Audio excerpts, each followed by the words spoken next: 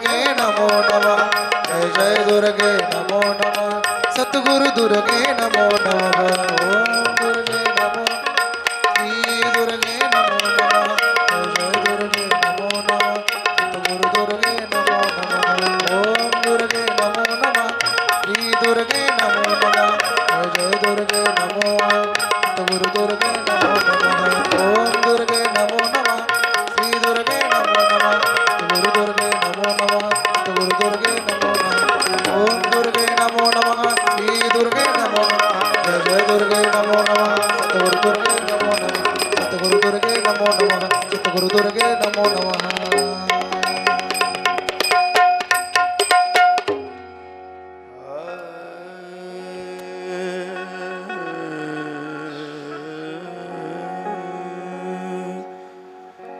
नमः कुंज विहारण्य स्वामी श्री हरिदासाय गुरुनाम गुरवे नमः। श्री राधा मेरी स्वामिनी और मैं राधे जू को दास जन्म जन्म मोहे दीजियो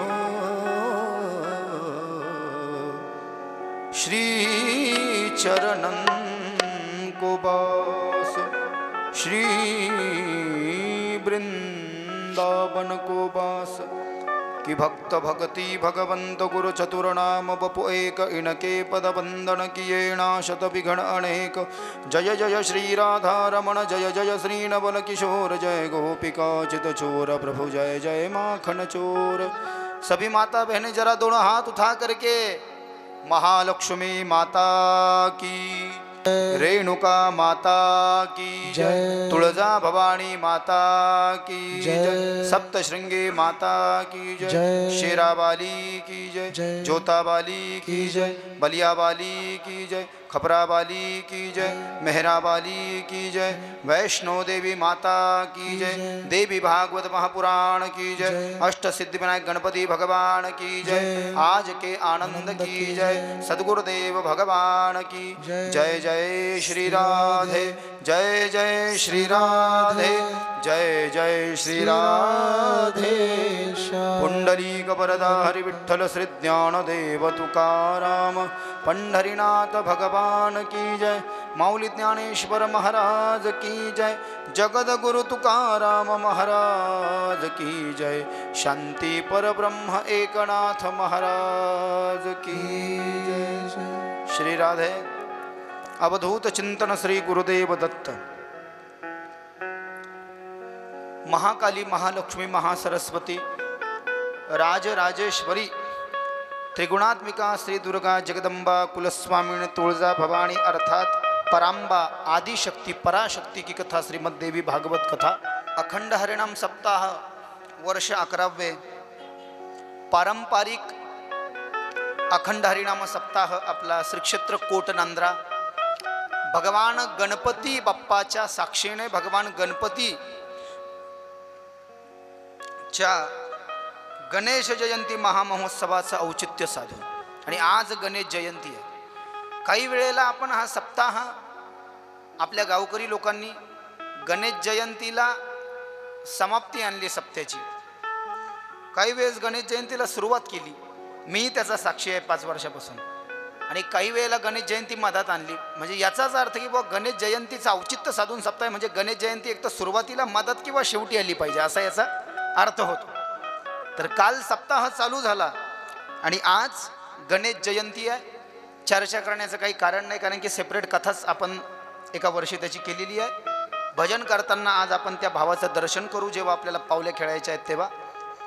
समस्त ग्रामस्थ मंडळी श्री क्षेत्र कोट नांद्रा, कोणाचंही व्यक्तिगत नाव मी घेत नाही, एखाद्याचं घेतलं दुसऱ्याचं राहून जाईल, नाराजीचं कारण असेल, पण आपण सर्व सप्त्याचे आयोजक, ग्रामस्थ, पंक्तीचे यजमान, कीर्तनकाराचे यजमान, कथेचे यजमान, माईक सिस्टमवाले, मंडपवाले, देणगी देणारे, देणगी न देणारे, ही कथा इथे बसून ऐकणारे, घरी बसून ऐकणारे, शेतात जे बसून ऐकतात त्यांना सर्वांना राधे राधे। जय श्री राम, जय श्री कृष्णा, ओम नमः शिवाय, जय माता दी, जय गो माता दी।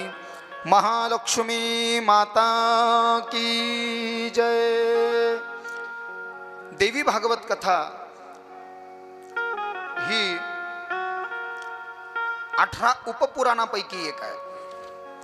काल देवी भागवताच्या संबंधानं आपण काही भारतातले विशिष्ट देवस्थानं पाहिली नाही का।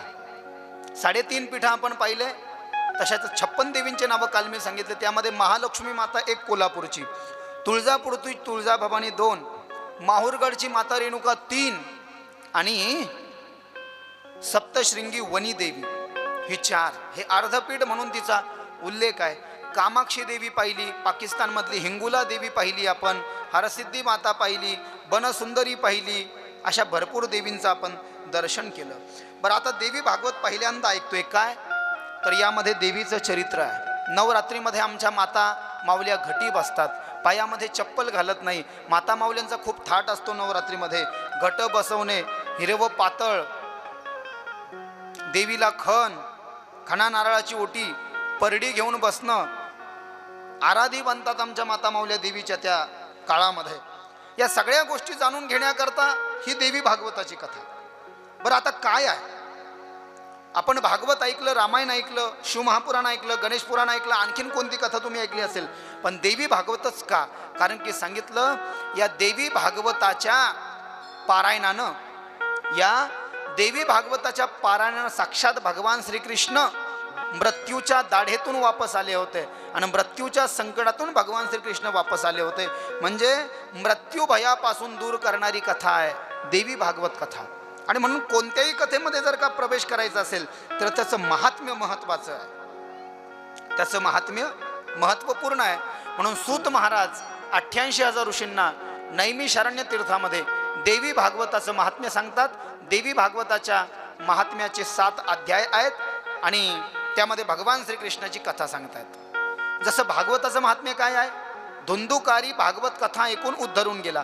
शिवमहापुराणाचं महात्म्य काय आहे, बिंदुल आणि चंचुला आणि देवराज ब्राह्मण हे शिवमहापुराण कथा ऐकून तरुण गेले।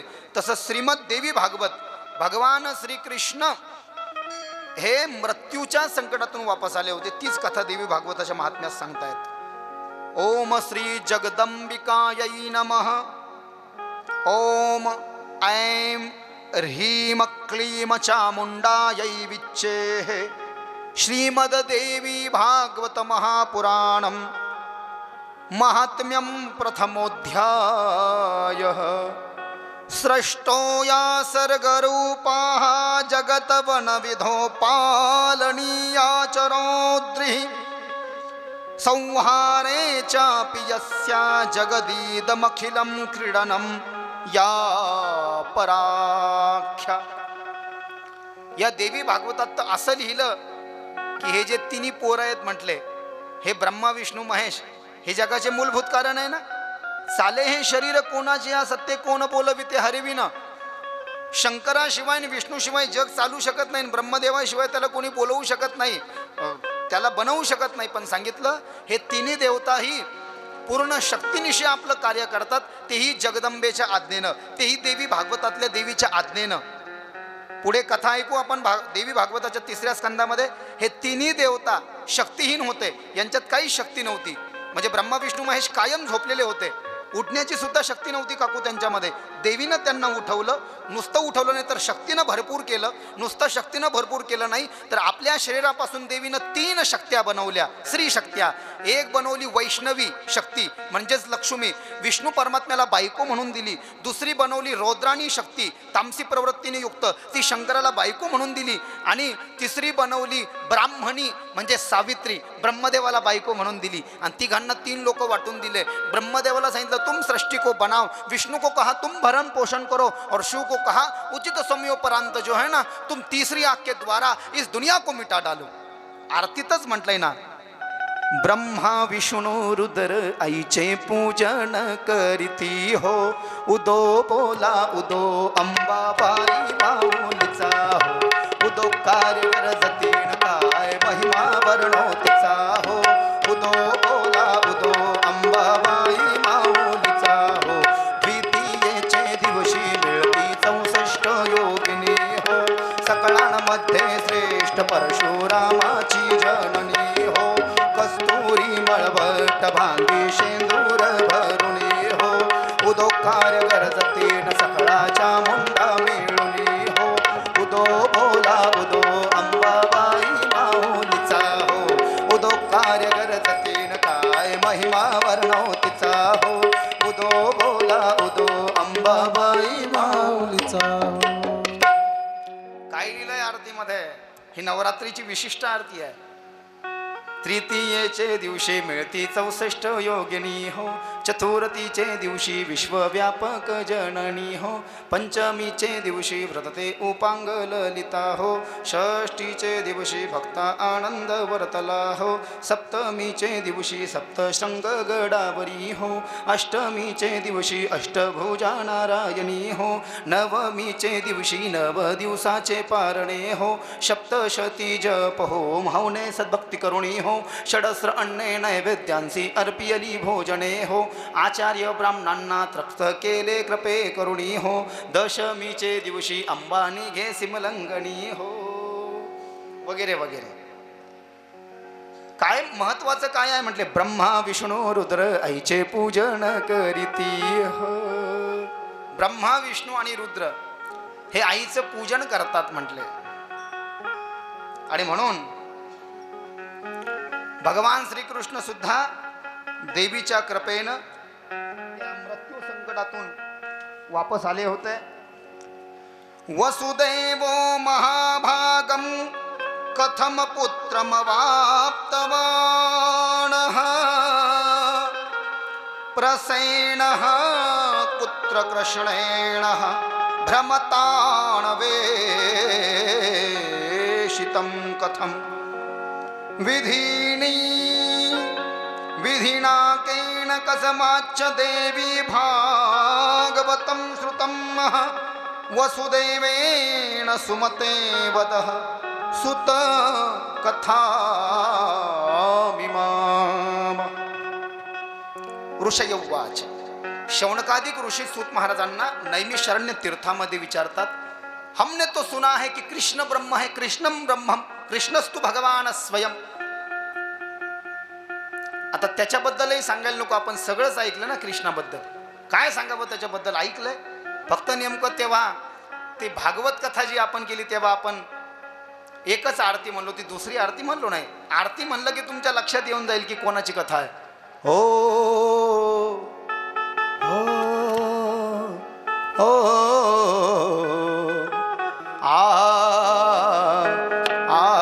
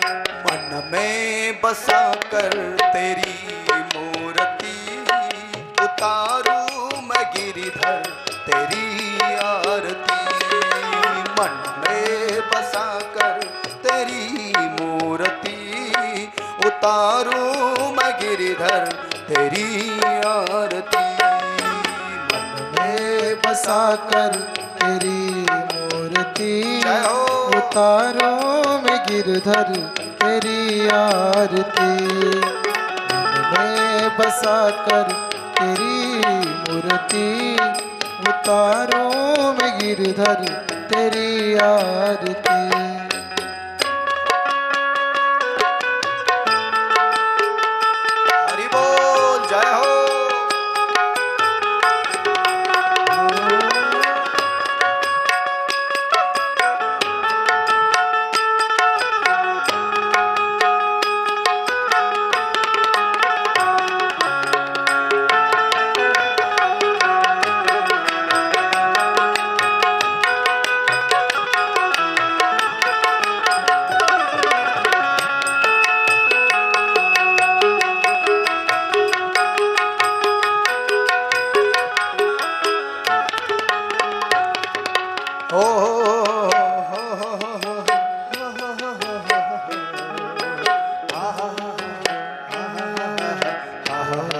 आरती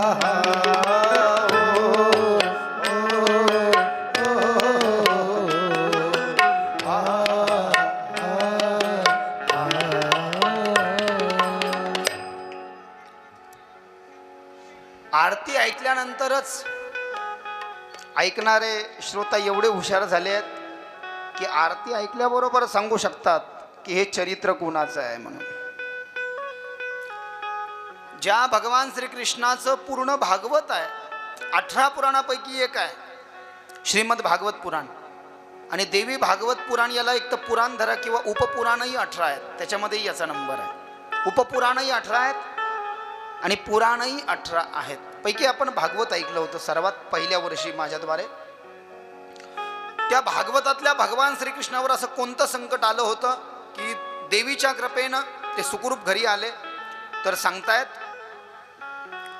भगवान श्रीकृष्ण द्वारकेचे राजा झाल्यानंतर, देवी भागवतातलं महात्म्य आहे.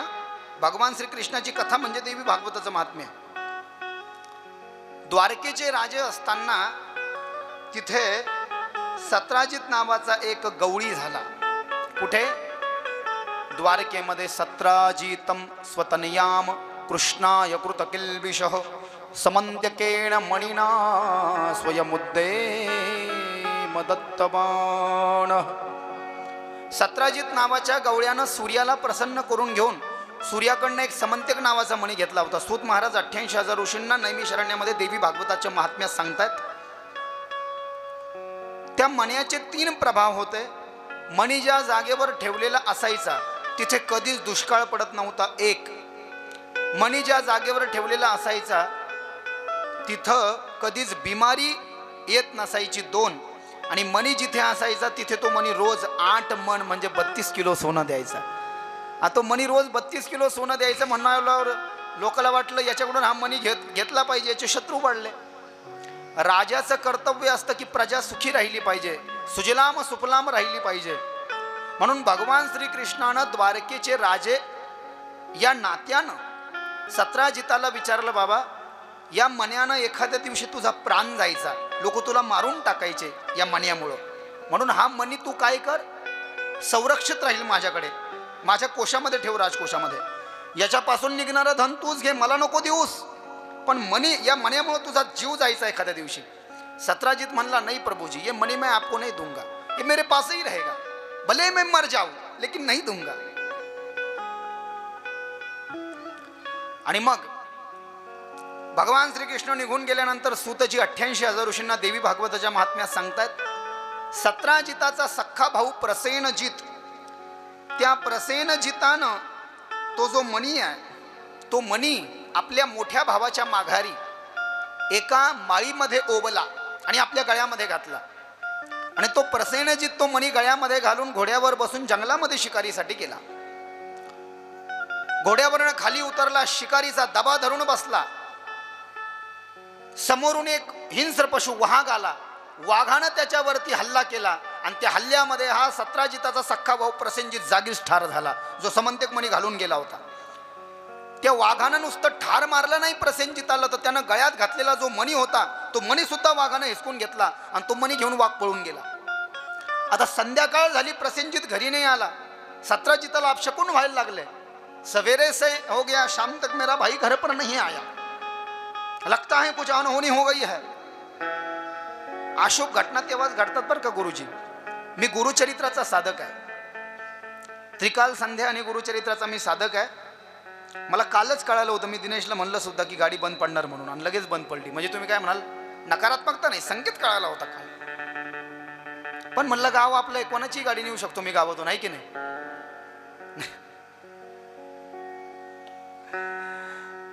गाडी बंद पडणं महत्वाचं नाही, मला संकेत काल मिळाला होता, ये कुछ अनहोनी यदि होने वाली हो ना. 2 गोष्टी आहेत, शब्दाकडे लक्ष द्या. चांगलं जर का काही व्हायचं असेल, घबाड मिळायचं असेल, प्रसिद्ध व्हायचं असेल, निवडून यायचं असेल, हे संकेत आधी भेटत नाही. पण काही वाईट व्हायचं असेल, काही वांधे व्हायचे असतील तर ते आधीच कळतं माणसाला. ये साधना का फल है, ये साधना का प्रभाव है. मानते हो इस बात को आप? बरोबर आहे का? तुमचा अनुभव असेल ना, काही वाईट व्हायचं असल्यावर लगेच माणसाला रात्री झोप येत नाही बैचेनी. इकडून इकडं इकडून इकडं पलटत राहतो माणूस. कधी पोटावर झोप, कधी पाठीवर झोप, कधी उजवीकडून, बस करवटे बदल बदल के इस तरह से स्थिति बन जाती है आदमी की. म्हणून मी पहिल्यापासून सांगतोय, हमारे चाहने से क्या होगा भला, हमारे चाहने से क्या होगा. मलाही वाटलं होतं कथा ये प्रसिद्धि के लिए नहीं होनी चाहिए तो सिद्धि के लिए होनी चाहिए. ऐसी कथा करो कि भगवान आपको सिद्धि दे दे. भक्तीचे ते वर्म जयाचे हाती तया घरी शांती क्षमा दया अष्टमहासिद्धी ओळंगती द्वारी न वजती द्वारे दवडिता तेथे दुष्ट गुणा न मिळणे चैतन्याचा वास झाला माझे. संतुष्ट हे चित्त सदा सर्व काळ तुटले हळहळ त्रिगुणाचे. तुका म्हणे त्यांचा देव सर्व भारत चालवी कामार होऊन. या 3193 अभंगाचा नंबर 3193 अभंगाचा नंबर 5 चरण तुकाराम महाराज कैलासवासी बाबूराव देवडी कृत अभंग कथा.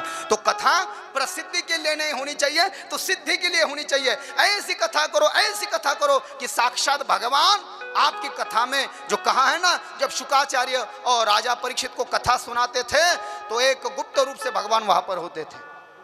सिद्धी प्राप्त झाली पाहिजे श्रोत्यांना आणि वक्त्यालाही कथा सांगून. कशावरून हा विषय लांबला कि सिद्धि के लिए नहीं, प्रसिद्धि के लिए नहीं तो सिद्धि के लिए होना चाहिए.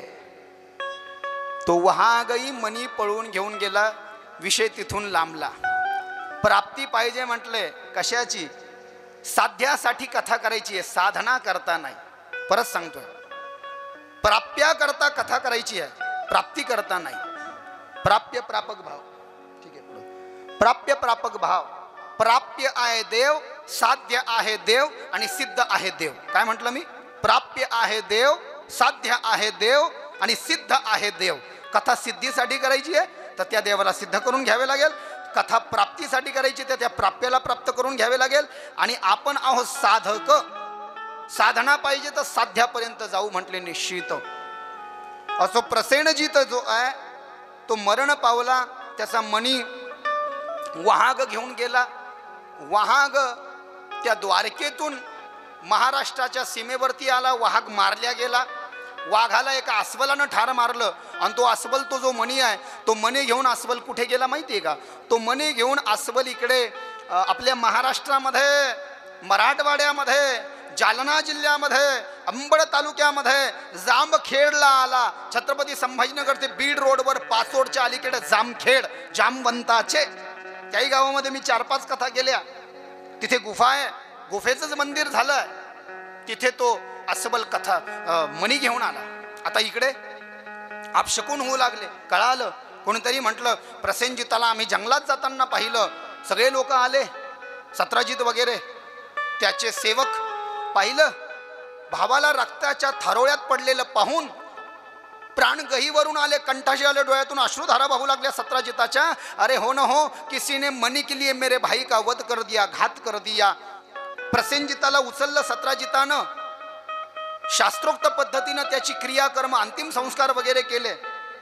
पण मनी सापडे ना त्याच्याजवळ. मण्यासाठी कोणीतरी प्राण घेतला. मग कोणी घेतला, डाऊट कोणावर गेला, कृष्णावर गेला ना. भगवान श्रीकृष्णानं मनी मागितला होता. पहा आता भगवान श्रीकृष्णावर आरोप यावा का बरं. पण देवी भागवतात लिहिलं आणि शनी महात्म्यात लिहिलं भगवान श्रीकृष्ण ब्रह्म आहेत, कृष्णम ब्रह्म. पण भगवान श्रीकृष्णाला तेव्हा 7.5 चालू होती. म्हणजे या 7.5च्या शनीनं ना महादेवाला सोडलं ना भगवान श्रीकृष्णाला सोडलं. भगवान श्रीकृष्णाला 7.5 चालू होती म्हणून चोरीचा आरोप आला भगवान श्रीकृष्णावर. सत्राजित म्हणाला हो न हो, ये द्वारिका के राजा कृष्ण का ही काम है, उसने हमसे मनी छीन लिया. कृष्णावर आरोप आला. बळीराम दादा गरम डोक्याचे. अरे कृष्णा, आपल्याबद्दल बोलायची कोणाची हिंमत होत नाही. माझं नांगरण मुसळ दाखव. एका फटक्यातच तो सत्राजित इकडे ओढून आणतो आणि वरतून मुसळ मारून त्याला मारूनच टाकतो. दादा, असं जर का केलं तर लोकांना वाटेल खरोखर कृष्णानं मणी चोरला आणि ते बोलायला लागला म्हणून कृष्णाच्या विरोधात बोलतोय म्हणून कृष्णाच्या भावानं त्याचा वध केला. मग शांततेने घ्यायचे असतात असे कामं. आरोप आला ना, त्याला सिद्ध तर करू द्या. मी सिद्ध करतो की मी चोर नाही म्हणून, त्याला सिद्ध करू द्या मी चोर आहे म्हणून. आणि मग देवीने कशी कृपा केली भगवान श्रीकृष्णावर पहा, आपल्या लक्षात येईल. सूत महाराज 88,000 शौनकादिक ऋषींना सांगतायत भगवान श्रीकृष्ण तो मनी शोधण्याकरता जंगलामध्ये जातात आणि त्या जंगलामध्ये देवसेनापते देवं विचित्रेयं श्रुता कथाः पुनरशस्य महात्म्यं वद भागवतस्य मे। या भागवताचं महात्म्य सांगताना सांगताय सूतजी 88,000 ऋषींना भगवान श्रीकृष्ण काही सेवकांना घेऊन द्वारकेच्या त्या जंगलात आले जिथे प्रसेनजित मरण पावला होता सत्राजिताचा भाऊ। रक्ताच्या थारोळ्यात जिथे तो पडला होता ती जागा पाहिली आणि त्याच्या जिथे त्याची मृत्यू झाली होती त्या प्रसेनजिताची त्याच्या मृत्यूच्या त्या जागेपासून वाघाची नख दिसली भगवान श्रीकृष्णाला पाऊल खुणं। त्या वाघाच्या पाऊल खुणानं नखानं भगवान श्रीकृष्ण पुढे जाऊ लागले। द्वारकेची सीमा संपत आली आणि महाराष्ट्राची सीमा लागली। द्वारकेच्या आणि महाराष्ट्राच्या सीमेवर ज्या वाघानं प्रसेनजिताला ठार मारलं होतं आणि त्याच्याकडचा समंतक मने घेऊन पळून गेला होता तो वाघ मेलेला होता, तोही ठार झालेला होता। वाघाला अस्वलानं मारलं होतं, तिथून अस्वलाची पाऊल खुणं दिसली।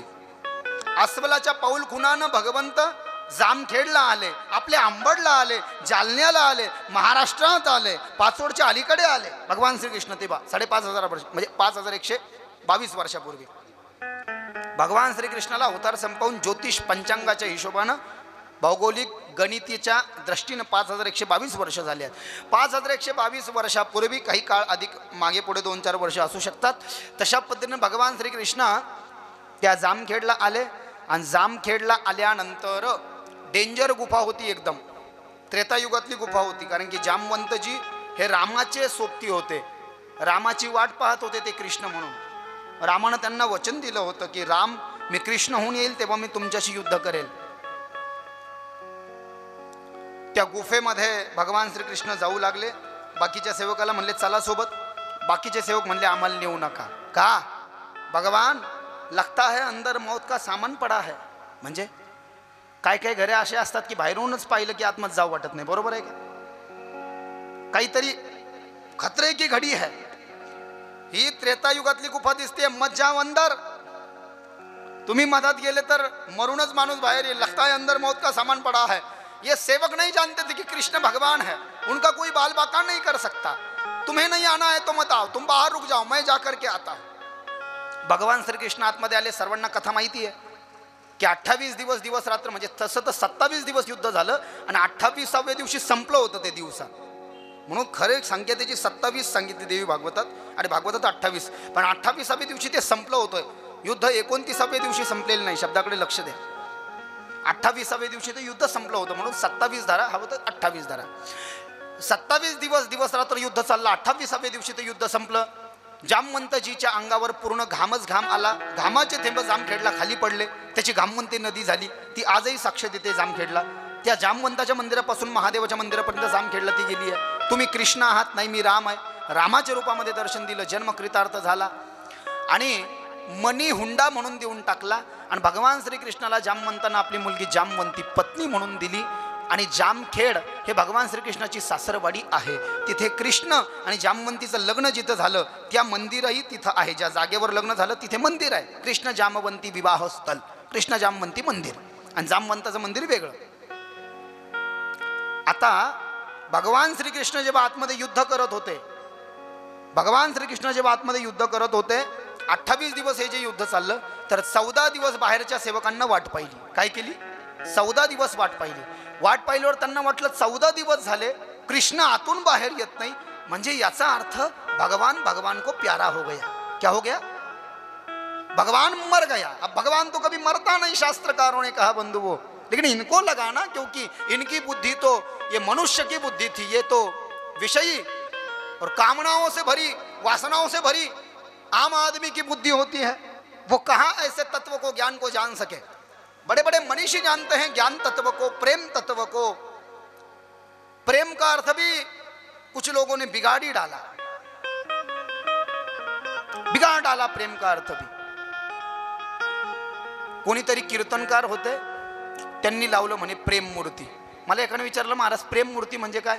म्हणलं एक तर समाज याच्यावर प्रेम करत असेल, नाही तर ह्यो समाजावर प्रेम करत असेल। म्हणलं त्याच्यापेक्षा काय अर्थ जास्ती असू शकतो? तर महाराज हे प्रेम मूर्ती का अर्थ? अरे बाबा, ते वृंदावनचे संत ते मथुराचे संत लावतात आमची, त्यांची गोष्ट वेगळी। आपल्या महाराष्ट्राच्या लोकांनी कशाला या झमेल्यामध्ये पडावं? प्रेम मूर्ती आणि कशाला कशाला या भानगडीत कशाला पडावं गुरुजी, काही गरज आहे का?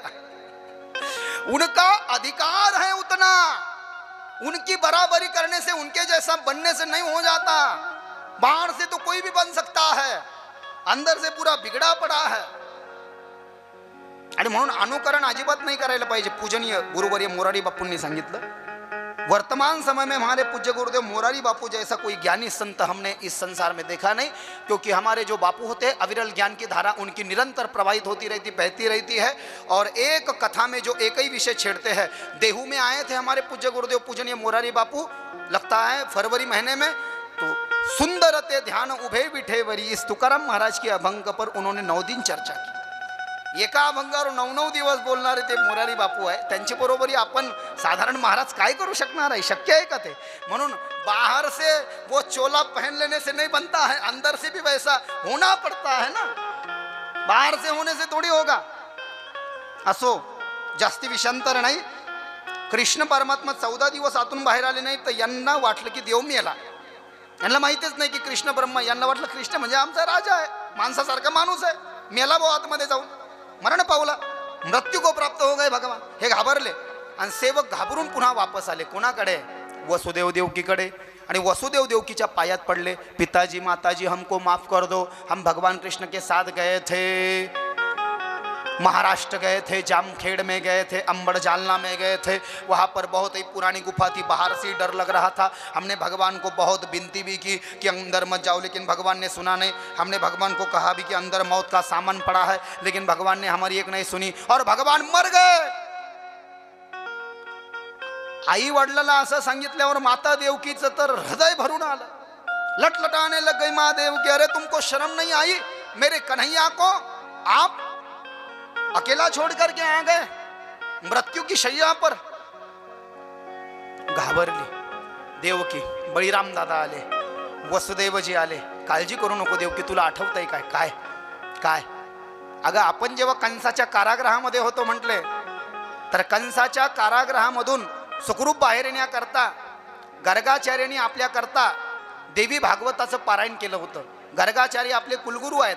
गर्गाचार्यांनी सांगितलं होतं की लवकरात लवकर कृष्ण तुमचा पुत्र बनून यावा असं वाटत असेल तर तुम्ही देवीची कृपा संपादित करा आणि 99 देवी भागवताची 9 दिवसाची कथा करा। तर आपण त्यांना म्हणालो होतो आम्ही तर कंसाच्या कारागृहामध्ये आहे आणि कारागृहामध्ये आम्ही कथा ऐकूही शकत नाही आणि वाचूही शकत नाही, त्याचे नियमही पाळले जाणार नाही। म्हणजे काय कथेचे नियम असतात का? मग काय पिठलं भाकरी करून कथा सांगतात का? काय पिठलं भाकरी खाऊन कथा सांगत असतील महाराष्ट्रात सांगणारे महाराज, पण काय पिठलं भाकरी खाऊन कथा सांगत असतात का काय? मग म्हणजे नियम म्हणजे काय?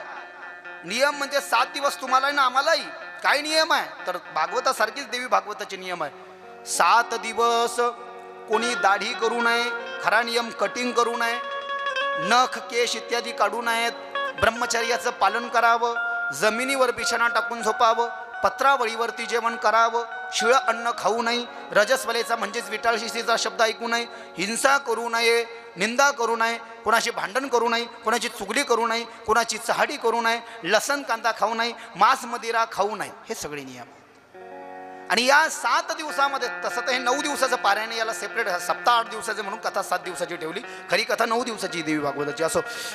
तर या 9 दिवसामध्ये आता धरू आपण 7 दिवसामध्ये, या 7 दिवसामध्ये जर का शुद्ध व्हायचं असेल म्हटले तर गुरुमंत्र ऐकून जे लोक कथा ऐकतात म्हटले, ज्यांनी गुरुमंत्र घेतलेले त्यांना विशेष फळ आहे। अधिकस्य अधिक फलम, ज्यांनी गुरुमंत्राने घेतले त्यांनाही फळ आहे, पण ज्यांनी गुरुमंत्र घेतलेले आणि गुरुमंत्र घेऊन जे लोक कथा ऐकतात त्यांना विशिष्ट आणि अधिक फळ आहे। तर वसुदेव देवकीला म्हणाले की आपले कुलगुरू गर्गाचार्यांनी त्यांच्या अनुयायासोबत आपल्याकरता श्रीमद देवी भागवत कथा केली होती।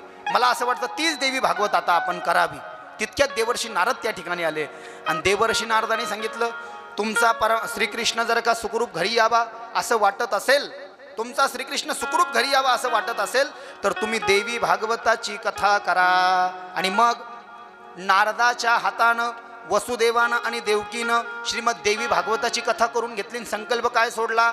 आमचा पुत्र श्रीकृष्ण जो मृत्यूच्या दाढेत गेलेला आहे तो मृत्यूतून मुक्त होऊन लवकरात लवकर सुखरूप घरी यावा असा संकल्प केला. हे जगदंबे, आम्ही तुझ्या चरणामध्ये साकडं घालतो ग. आमच्या लेकराला, आमच्या भगवान श्रीकृष्णाला लवकरात लवकर घरी येऊ दे. मला माझ्या डोळ्यानं माझ्या कृष्णाला पाहू दे. देवकीनं असं साकडं घातलं देवीला. आणि देवर्षी नारद देवी भागवताची कथा गाऊ लागले. 9 दिवसाची कथा देवर्षी नारदानं केली. नारदाचं पूजन केलं वसुदेवानं. गाईचं दान, सुवर्णाचं दान, सोन्याच्या सिंहासनावर ग्रंथ ठेवून दिला. आणि तितक्यात काय चमत्कार घडला.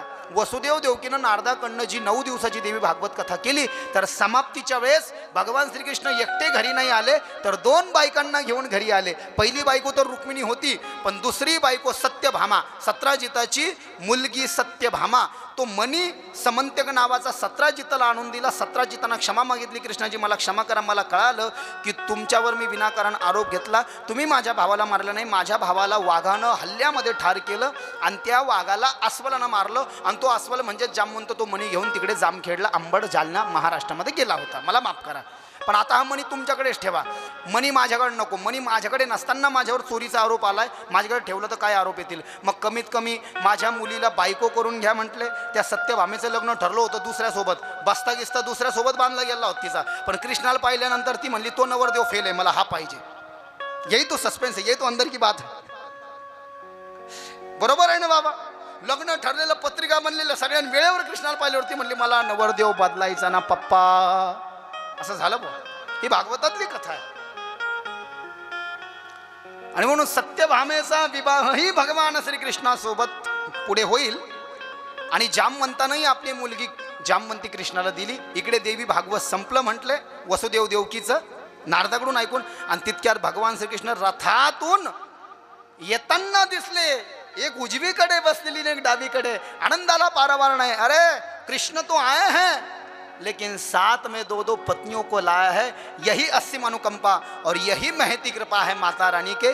माता रानी, माँ भगवती की, माँ पराम्बा की, माँ आदि शक्ति की कृपा से भगवान श्री कृष्ण भी बहुत खुशहाल तरीके से अपने दोनों बीबियों को लेकर के घर लौट आए थे. म्हणून एखादा माणूस अनेक वर्षापासून जर का निघून गेला असेल, त्याचा पत्ता आपल्याला सापडत नसेल, तर तो सुखरूप घरी यावा असं वाटत असेल, तर त्याच्याकरता देवी भागवताची कथा विशिष्ट रूपानं संकल्पोक्त, अनुष्ठानपूर्वक, नियमादी कामादी नियम राखून आणि मूलपाठ पोथी संहिता वाचनासहित आणि ओम ऐम ह्रीम क्लीम चामुंडा यई विच्चे 99 मंत्र देवीचा, या 99 मंत्राच्या जपासहित 18,000 श्लोक संहिता वाचनासहित आणि पूर्ण नियमासहित जर काही कथा केली, जसं भगवान श्रीकृष्ण या जगदंबेच्या कृपेनं घरी वापस आले, तसं सुखरूप आपणही, तो व्यक्तीही आपला घरी येऊ शकतो. पुढे 7 महिन्यामध्ये कथा ऐकावी देवी भागवताची असं सांगितलंय. आषाढ, श्रावण, भाद्रपद, अश्विन, कार्तिक आणि मार्गशीर्ष आणि एक माघ. भागवताचे 6 महिने सांगितले आणि देवी भागवताचे 7. या 7 महिन्यामध्ये देवी भागवत कथा ऐकली तर विशिष्ट फळ प्राप्त होतं. इथे भागवत महात्म्याला पूर्णविराम आहे. गणेश जयंती आहे, म्हणून थोडं आपण अष्टविनायकीची यात्रा करून येऊ. जरा उभा राहून दोनों हाथ उठा करके ताली सेवा देते हुए भाव गंगा में गोते लगाते हुए और वाणी से भगवान गणपति और माता रानी का आश्रय लेते हुए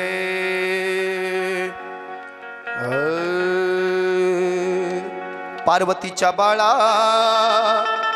हो तुझ्या पायात बाळा, पार्वतीच्या बाळा तुझ्या पायात बाळा, पुष्पहारांच्या घातल्यात माळा, ताशांचा आवाज, ताशांचा आवाज तररर झाला रे गणपती माझा नाचत आला, ताशांचा आवाज तररर झाला रे गणपती माझा नाचत आला. पार्वतीच्या बाळा, पार्वतीच्या बाळा तुझ्या पायात बाळा, पुष्पहारांच्या घातल्यात बाळा, ताशाचा आवाज, ताशाचा आवाज तररर झाला रे गणपती माझा नाचत आला, ताशाचा आवाज तररर झाला माझा नाचत आला.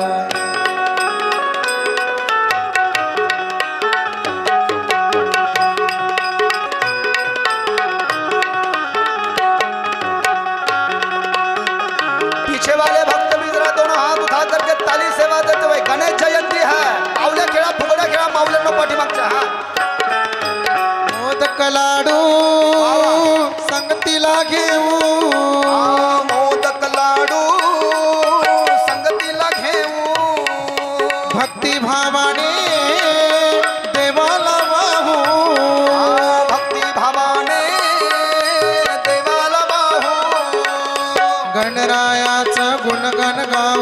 गणरायाचं गुणगान गाव डोळे भरोणी देवाला पाहू देवाला पाहू देवाला पाहू अरे गाव हा सारा रंगून गेला रे गणपती माझा नाचत आला गाव हा सारा रंगून गेला गणपती माझा नाचत आला आशाचा आवाज तरर झाला गणपती माझा नाचत आला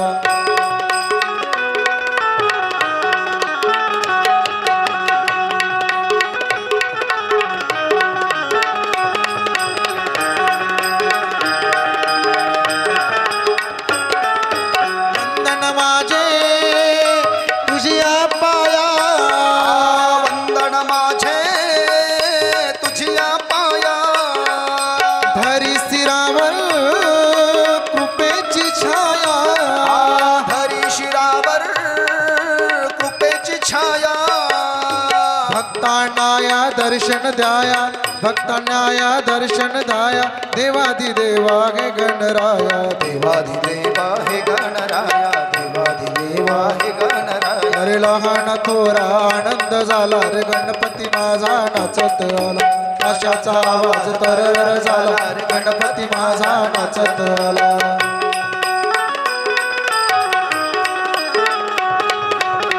क्या बात है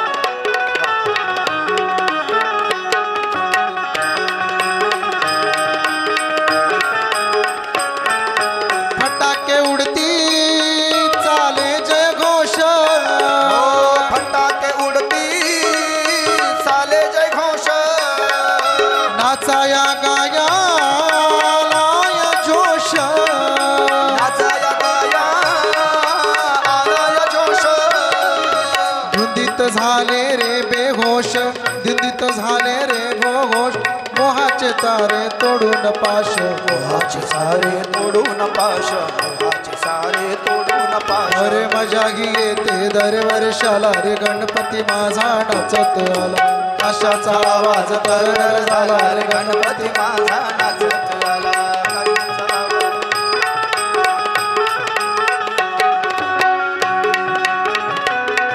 जय हो श्री राधे हरि बोल पीछे वाले भक्त मित्रा दोनों हाथ उठा करके ताली से बात अशी तुझी मंगल मूर्ती अशी तुझी मंगल मूर्ती दर्शन मात्रे पावन होती दर्शन मात्रे पावन होती लावून ज्योती ओवाळू आरती लावून ज्योती ओवाळू आरती आनंदाला आज आलया भरती आनंदाला आज आलिया भरती आनंदाला आज आलिया भरती अरे सोपान करतोय लय बोलवाला रे गणपती माझा नाचत आला सोपान करतो लय बोलवाला रे गणपती माझा नाचत आला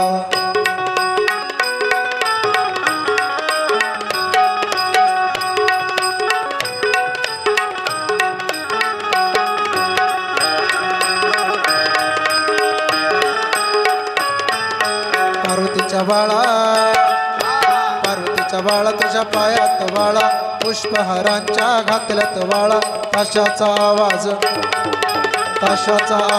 तरर झाला रे गणपती माझा नाचत आला ताशाचा आवाज तरर झाला रे गणपती माझा नाचत आला ताशाचा आवाज तरर झाला रे गणपती माझा नाचत आला ताशाचा आवाज तरर झाला रे गणपती माझा नाचत आला गणपती माझा नाचत आला गणपती माझा नाचत आला अष्टसिद्धि विनायक गणपति भगवान की जय श्रीमद देवी भागवत महापुराण की जय महालक्ष्मी माता की जय रेणुका माता की जय बैठ जाइए सभी भक्तगण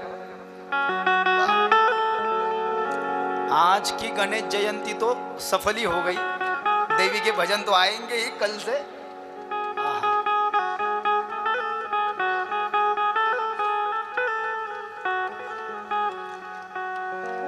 मोदक लाडू संगतीला घेऊ अरे भक्ती भावाने देवाला वाहू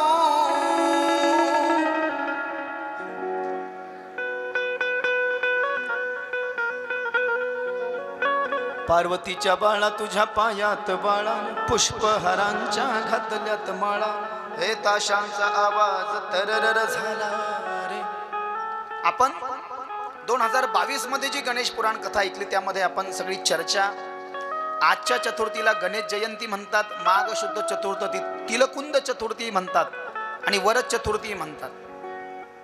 आजच्या दिवशी दुपारी 12 वाजता भगवान धुंडीराज विनायकाचा जन्म काशीमध्ये प्राकट्य झालं होतं गणपती बाप्पाचं. आणि काही कथेनुसार माता पार्वतीनं गणपती बाप्पाला जन्म दिला आणि गणपती बाप्पाचं 8 वर्षाचं वय आहे. जन्माला आल्या आल्या गणपती बाप्पाला भूक लागली तर माता पार्वतीनं तिळाचा लाडू आणि मोदक दिले होते, म्हणून मोदक लाडू संगतीला घेऊ आणि भक्तिभावाने गणपती बाप्पाला पाहू. काल गणेश याग झाला. आचार्य ब्राह्मण गुरुजी इथे आहेत, त्यांच्या वेदमंत्राच्या घोषामध्ये गणेश याग झाला. अथर्व शीर्षाचे पाठ असतील, गणपती बाप्पाचा अभिषेक असेल, आरती असेल, वारकरी लोकांचं नमिला गणपती माऊली साराचा अभंग वगैरे असा सुंदर महोत्सव चालू आहे. त्यानिमित्तानं ही देवी भागवत कथा महात्म्याला पूर्णविराम आहे. श्रीमद देवी भागवताच्या प्रथम स्कंदामध्ये प्रवेश करत आहोत. ओम श्री जगदंबिकायै नमः. ओम ऐं ह्रीं क्लीं चामुण्डायै विच्चे. श्रीमद्देवी भागवत महापुराणं प्रथम स्कंदः अथ प्रथमोऽध्यायः. ओम सर्व चैतन्य रूपां तामाद्यां विद्यां च धीमहि बुद्धिं च यां नः प्रचोदयात्. प्रत्येक मनुष्यामध्ये जी चैतन्य स्वरूपिणी शक्ती आहे ती देवी आहे म्हटले, देवी भागवतात सांगितलं. म्हणजे विशेष रूपाने आमच्या माता मौल्यामध्ये गीतेचा विचार केला तर भगवान श्रीकृष्ण सांगतात ममे वंशो जीवलोके जीवभूत सनातन. सनातन म्हणजे जे संपत नाही तो मी म्हणजे जीव आहे, म्हणजे मी जीवामध्ये आहे, आत्मरूपानं आहे, समभावानं आहे.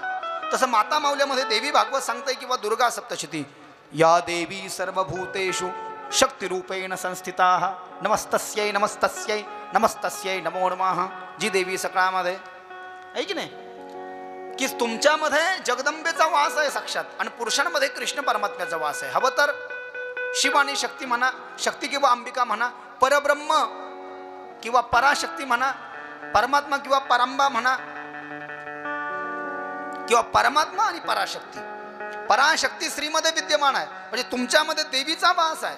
प्रत्येक माऊली ही देवी स्वरूप आहे आणि प्रत्येक पुरुष हा कृष्ण स्वरूप युक्त आहे. देवी भागवताच्या प्रथम स्कंदामध्ये 20 अध्याय आहेत. पुढे क्रम आपल्याला कळेल की कोणत्या स्कंदामध्ये नेमके किती अध्याय आहेत. देवी भागवत 2 खंड आहेत. 2 खंडामध्ये भागवतासारखे 12 स्कंद आहेत. 12 स्कंदामध्ये 318 अध्याय आहेत आणि 18,000 श्लोक संस्कृत श्लोक म्हणजे सहित आहे. भागवताची 18,000 श्लोक आहे पण 18,000 श्लोकामध्ये भागवताचे 12 स्कंद, 12 स्कंदामध्ये 335 अध्याय आणि 18,000 श्लोक. तसं देवी भागवताचे 12 स्कंद 18,000 श्लोक पण अध्याय 318, भागवताचे 335. आणि मग सगळ्यांनी सूत महाराजांच्या चरणामध्ये प्रणाम केला. शौनक उवाच की सूत सूत महाभाग धन्योसी पुरुषर्षभः यदतीस्तास्त्वया सम्यक् पुराण सहिता शुभाः. की 18 पुराणानि कृष्णेन मुनिना नगः कथितानि सुदिव्यानि पठितानि त्वया नगः. कृष्ण द्वैपायन व्यासांनी जे 18 पुराण बनवलेत म्हटले ते व्यासाने लिहिले, पण जो लिहितो तो सांगू शकत नाही ना, आणि जो सांगू शकतो तो चांगलं लिहू शकत नाही ना. ते सांगू तुम्ही चांगले शकता म्हटले आणि सांगणाऱ्यामध्ये काय पाहिजे म्हणले, काय पाहिजे म्हणले, सांगणारा माणूस मोठा पाहिजे. मग मोठा कसा पाहिजे नेमका, तुम्ही मोठा कसा समजता बाबाला? म्हणजे मी 50 लाखाच्या गाडीत आलो तर मोठा का, का माझं काही जाड आहे मी जास्ती तर मोठा का, का पैसे जास्ती घेतो म्हणून मोठा, का ज्ञान जास्ती देतो म्हणून मोठा? म्हणजे तुमची काय परिभाषा आहे बा महाराज मोठा समजण्याची? पैसे जास्ती घेणारं मोठा समजतात गावात, अरे बाबा मग तो वांदेच आहे. मग वांदे, मग काही खरं नाही. मग तर चांगलं काही होईल का मला नाही सांगता येणार, पण म्हणजे पैसे जो जास्ती घेतो त्याला मोठं समजतात का इकडे, असं आहे का? बरं बरं, ठीक आहे ठीक आहे, चांगली गोष्ट आहे, काय हरकत नाही. बाकी काही नाही आलं तरी चालतं त्याला, आहे की नाही? पण फक्त पैसे मोठे घेतले की झाला मोठा. बरं ठीक आहे, श्री राधे. असो, चला मी प्रमाण देतोय, बिना प्रमाणाचं बोलणार नाही. 88,000 शौनकादिक ऋषी जेव्हा सूत महाराजाकडे कथा ऐकायला जातात, प्रत्येक वेळेस जातात. 88,000 शौनकादिक ऋषी 18 पुराणाच्या कथा एक एक करून ऐकतात सूत महाराजांकडनं. सूत हे व्यासांच्या शिष्याचे पुत्र आहेत. व्यासानं जे 4 वेद केले, 4 शिष्यांना वाटले, 5वा उपवेद बनवला इतिहास पुराण, तो रोमहर्षणाला दिला, रोमहर्षण नावाच्या शिष्याला. रोमहर्षणाचे पुत्र सूत, सूत शुक नाही, शुकाचार्य हे राजा व्यासांचे पुत्र, व्यासाचे पुत्र शुकाचार्य, शंकराचा अवतार, आणि सूत म्हणजे रोमहर्षणाचे पुत्र. सूताला, रोमहर्षणाचे पुत्र सूताला खूप ज्ञान आहे पुराणाचं, पुराण संहितेचं अध्ययन केलंय सूतानं. का? जेव्हा व्यासानं शुकाचार्याला भागवत कथा शिकवली सगळ्यात आधी, तेव्हा सूतानंही ऐकली, आणि शुकाचार्याने राजा परीक्षितला भागवत कथा ऐकली, तेव्हा सूतानं दुसऱ्यांदा ऐकली, तिसऱ्यांदा ती नैमिषारण्यामध्ये सूत 88,000 शौनकादिक ऋषींना सांगितली. 88,000 शौनकादिक ऋषी हे ग्रहस्थाश्रमी आहे, पण भगवत प्रेमी आहे, आणि त्यांची बुद्धी जी आहे ती भगवत चरणामध्ये अर्पित झालेली आहे.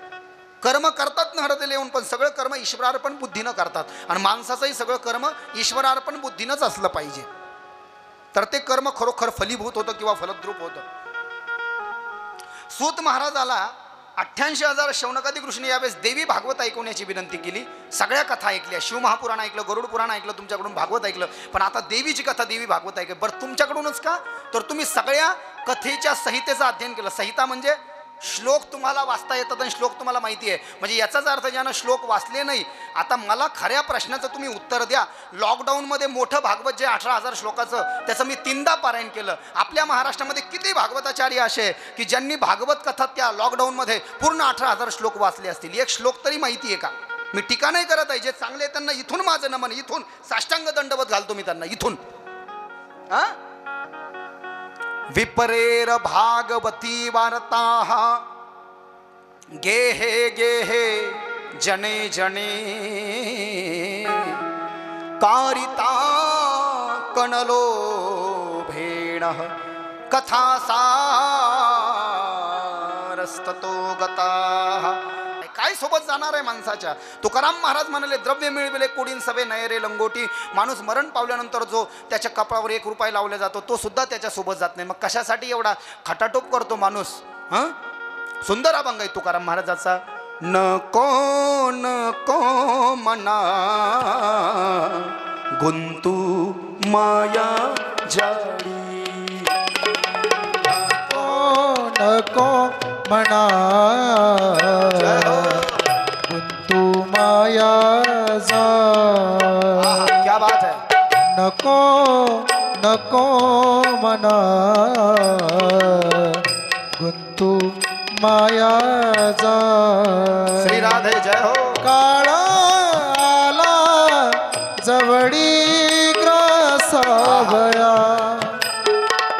काळा आला जवळी ग्रासावया, ग्रासावया. नको नको म्हणा गुंतू माया जा. नको नको म्हणा गुंतू माया जा.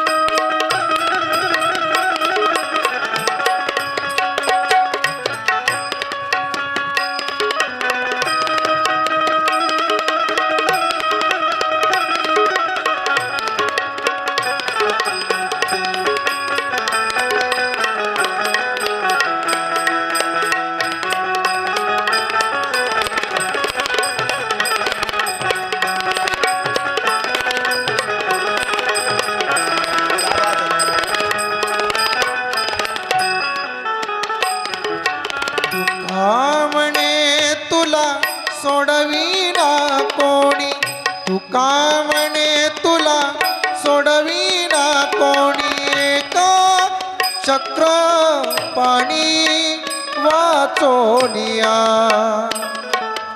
एका चक्र पाणी वाचोनिया वाचोनिया नको नको म्हणा तू माया जाडी नको नको म्हणा गुंतू माया जाडी गुंतू माया जाडी गुंतू माया जाडी। तो कभी कभी वारकरी टच भी होना चाहिए ना। वैसे तो हमारे कथा में अभंग का क्रम नहीं होता क्योंकि कीर्तन की श्रृंखला अलग है और कथा की श्रृंखला अलग है, लेकिन कभी कभी अभंग तो हम ऐसा बोल देते लेकिन गाना भी जरूरी है ना, कि वारकरी लोगों को ये बहुत पसंद आता है। हा मन खरोखर हा अभंग जो आहे ना विचार करायला भाग पाडणारा अभंग आहे। 1597 नंबरचा अभंग आहे गाथ्यामध्ये 1597। काळाची हे उडी पडेल बा जेव्हा सोडविना तेव्हा माय बाप सोडविना राजा देशीचा सवधरी आणि ग सोयरी भली भली तुका म्हणे तुला सोडविना गोणी एका चक्र पाणी वाचोनिया।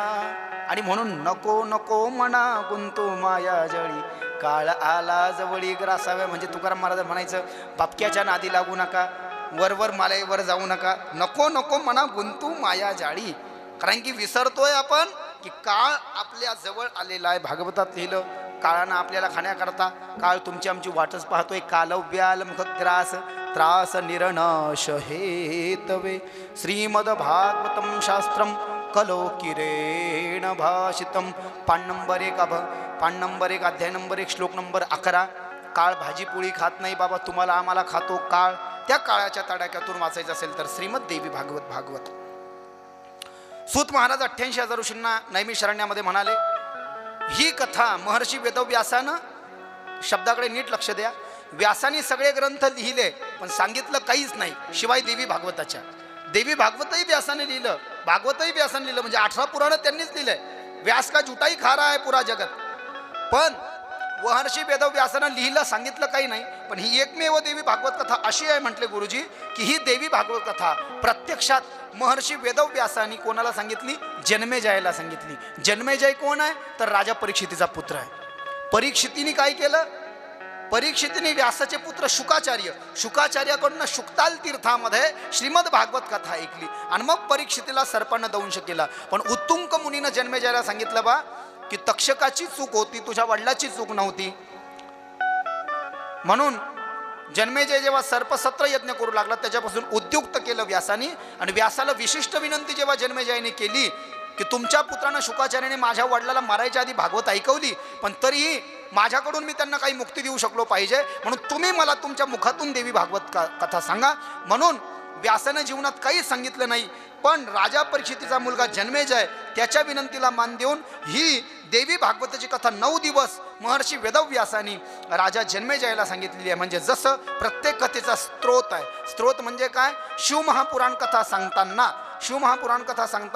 शिवकथा सांगणारा व्यक्ती हा शंकर आहे आणि श्रोता माता पार्वती आहे, किंवा शिवमहापुराण कथा ही शंकरानं पार्वतीला सांगितली ना, पार्वतीनं मोठ्या मुलाला कार्तिक स्वामीला सांगितली ना, कार्तिक स्वामींनी नंदीला सांगितली ना, नंदीनं सनकादी कुमाराला सांगितली ना, सनकादी कुमारानं व्यासाला सांगितली ना, आणि व्यासानं सुताला सांगितली ना, तशी ही देवी भागवत कथा व्यासानं जन्मेजयाला सांगितली आणि तिथंच मी ऐकली आणि मी तुम्हाला सांगतोय असं सूत महाराज म्हणाले। आणि मग ही दुर्गा कोण म्हटले? देवी भागवत कोणाच्या नावाने म्हणले? दुर्गा माता, काली माता, महाकाली माता, तिला खरं नाव आहे म्हटले दुर्गा। श्री दुर्गायै नमः स्रष्टो या सर्गरूपा जगद व्रण विधो पालनीया चरौद्रि संहारी चापि यस्या जगदीदमखिलम किं नया पराख्या। हे दुर्गा म्हणजे अंबा कोण आहे? म्हणजे तिच्याविषयी जर का जाणून घ्यायचं असेल तर तिच्या कथेची गोडी लावायला पाहिजे, त्या आंबेच्या भजनामध्ये डुबून गेलं पाहिजे माणसानी। आमच्या माता माऊल्यांच्या सगळ्या इच्छा पूर्ण करणारी ही जगदंबा आहे म्हणले. तुम्हाला सगळ्यात सोपी भक्ती आहे देवीची. माणूस देवीची भक्ती करून देवी उशिरा कृपा करेल एखाद्या पुरुषावर, पण त्याच माऊलीनं जर का त्या देवीचे एकवीरा म्हणा, हरसिद्धी म्हणा, दुर्गा म्हणा, एकवीरा आई म्हणा, रोडगाई म्हणा, बरे वेगवेगळे नाव आहे आपल्या खेड्यामध्ये देवीचे. त्या देवीला एकच म्हणा फक्त रोज असे हात जोडून तुम्ही. कोट्यावधी अपराध पतित मी शरण आलो तुला, हे अंबे शरण आलो तुला, आई गे सांभाळी गे मला, रेणुके सांभाळी गे मला, आई गे सांभाळी गे मला, रेणुके सांभाळी गे मला. तुझी पूजा मी जाणत नाही, तुझी पूजा मी जाणत नाही, कैसे करू गे याला, कैसे करू गे याला, आई गे सांभाळी गे मला, आई गे सांभाळी गे, रेणुके सांभाळी गे मला.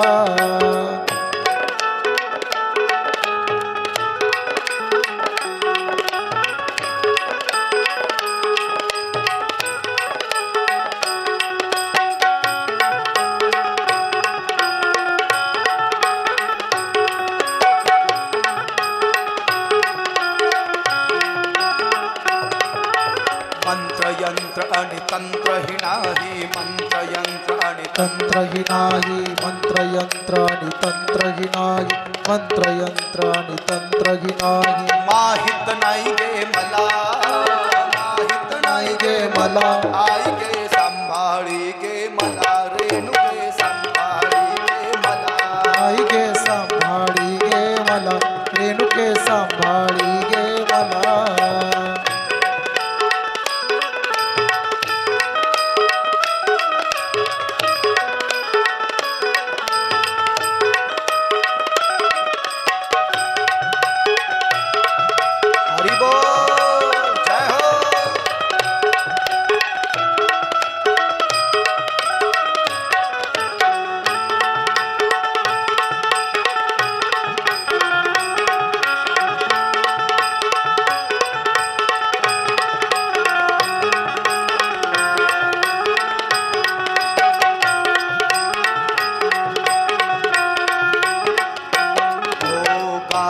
पण हे एकही नाही, गाय पंडितेतही नाही, गायन पण हे एकही नाही, गायन पंडितेतही नाही.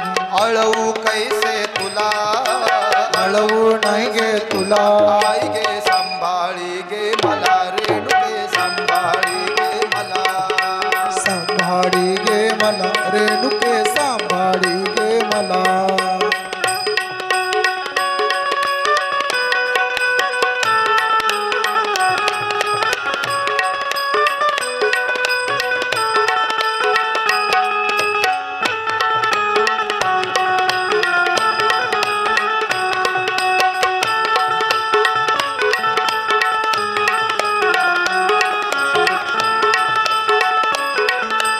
हरी हरी हा श्री राधे.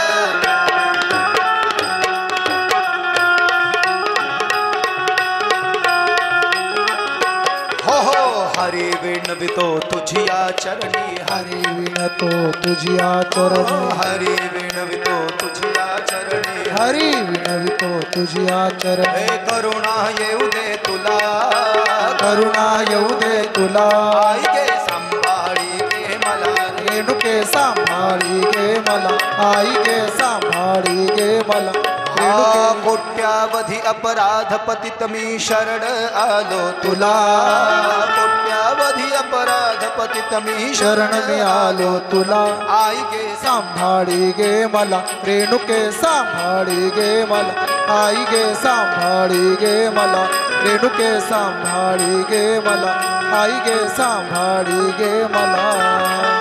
बोलिए रेणुका माता की जय, तुळजा भवानी माता की जय. देवी भागवत महापुराण की. आपण संसारिक जीव असल्यामुळं ते आपल्याला येतही नसलं, फक्त काय म्हटले, शुद्ध झाला भाव ज्याचा दुरी नाही देव त्याला. फक्त देवीच्या मंदिरात जायचं ना, असे हात जोडून उभा राहायचे म्हटले माऊल्यांना. आता देवीला म्हणायचं काय, हे जगदंबे, हे आई, हे तुळजा भवानी, हे रेणुकाई, हे महालक्ष्मी आई, गायन पण हे येतही नाही. तुझं गाणं मला म्हणता येत नाही, गायन पण हे येतही नाही. अळवू कैसे तुला, अग अळवू कैसे तुला, आई गे सांभाळी गे मला, रेणुके सांभाळी गे मला. देवी आम्हाला तुझे मंत्र येत नाहीत, तंत्र येत नाही. मंत्र यंत्र आणि तंत्रही नाही, माहित नाही गे मला, आई गे सांभाळी गे मला. तुझी पूजाही आम्हाला माहीत नाही त्यांनी देवी, बस घटी बसायचं माहिती आहे, आम्ही आराध्य आहे आणि आम्ही तुझ्या नावानं जोगवा मागू लागलं तर माय माझ्या रेणुकेची दृष्ट काढूया ग. ऐकवेले मी तुम्हाला पुढे पुढे गेल्यावर, दृष्ट काढू तुझी, कुणाची हो झाली दृष्ट जगदंबेला. तुझी दृष्ट काढू, जोगवा मागू, आर्या म्हणू, तुझं तांबूल सगळं पायस तांबूल फुलोरा लावणे हे सगळं करू, पण तरी पूजा माहीत नाही तुझी आम्हाला. हे जे गुरुजी पूजा करतात ना मंत्र म्हणून, हरि ओम हिरण्यवर्णाम हरिणीं सुवर्णं रजतस्रजां चंद्रां हिरण्मयं लक्ष्मीं जातवेदो आवह ताम आवह जातवेदो लक्ष्मीं अपगामिनीं यस्यां हिरण्यं विन्देय गामश्वं पुरुषाणहम् अश्वपूर्वामृतमद्यां हस्तिनाद प्रबोधिनीं श्रियं देवीमुपहवये श्रीरमां देवी जूषतां कां सोस्मितां हिरण्यं प्राकारां आद्रां ज्वलंतीं तृप्तां तर्पयंतीं. येत नाही म्हटलंय आम्हाला, हे असं लिहिलंय त्याच्यामध्ये. तुझी पूजा जाणत नाही, मंत्र यंत्र तंत्र नाही, गायनही येत नाही, म्हणून मग दुसरा हात आणि तिसरं मस्तक. पुढे देवी भागवताची पूर्ण माहिती दिली आहे, डिटेल. महाधन सूत सूत महाभाग धन्योसी पुरुषश्रवः यदिति तास्त्वया सम्यक पुराण सहिता शुभा.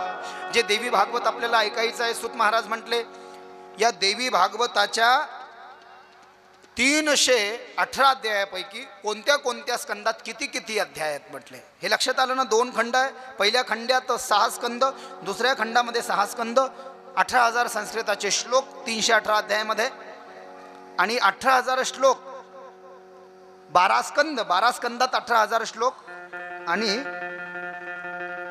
318 अध्याय. तर पहिला जो स्कंद आपण ऐकत आहोत, सूतजी सांगतायत 88,000 शौनकादिक ऋषींना.